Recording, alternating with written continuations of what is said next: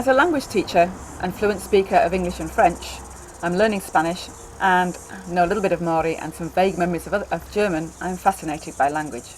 Language is magic. A few years ago I came to New Zealand, and these are just a few of the words that I've used all my life that are not common parlance here in New Zealand. I've had to change what I say to make myself understood.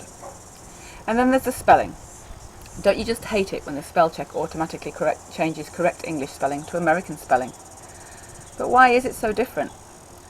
Many Kiwis use the English spellings, but with so much influence from the US, how long will it be before people change and English is standardised? I also married a Scotsman, and that brought some challenges too. Apart from not being able to understand half of his friends and his family because of their accents, they also had some very strange words. The magical thing about language is that it is forever evolving and changing. It absorbs new words as new invaders come, as people travel and experience new things, and as the world changes. So here's a little bit of history. What we call English came from the northern Germanic invaders of Holland and Germany in the 5th century, and then 100 years or so later the Vikings threw a Scandinavian influence into the mix. In 1066 the Norman invasion brought French and Latin words into the language, and they were the languages of the nobility and the church. English was the poor man's language, and developed in its own way, with many French and Latin words being adopted, along with mispronunciation. The Normans were the last to conquer English shores, and English enjoyed a resurgence. Chaucer was instrumental in spreading and developing the language in the late 1300s, and his stories are full of the culture, language and humour of the time, and are rich in the telling. Claxton and his printing press brought more changes to the language. He translated books from German and French languages into English, and may well have been responsible for some of the interesting spellings we have today, and also the standardisation of the English language as it went from oral to one that was written.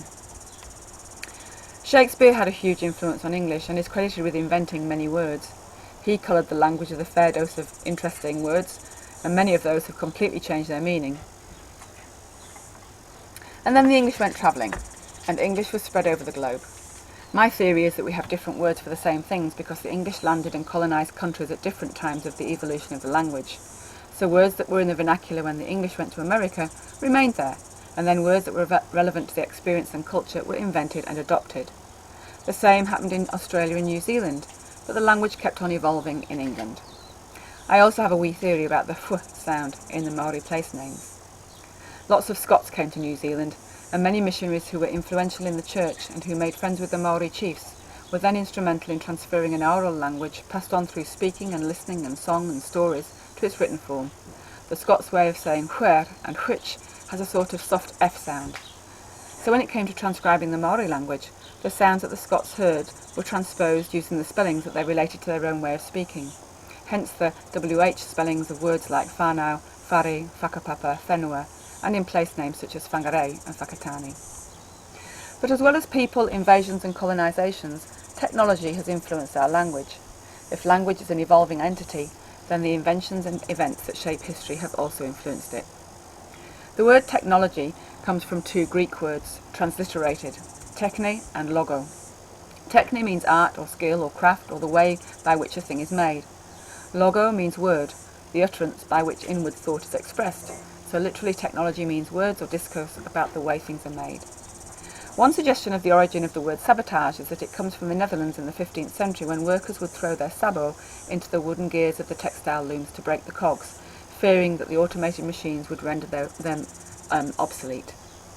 Although the origin of the name Luddite is uncertain, a popular theory is that the movement was named after Ned Ludd, a youth who allegedly smashed 2 stocking frames in 1779, and whose name has become emblematic of machine destroyers and people who are averse to change.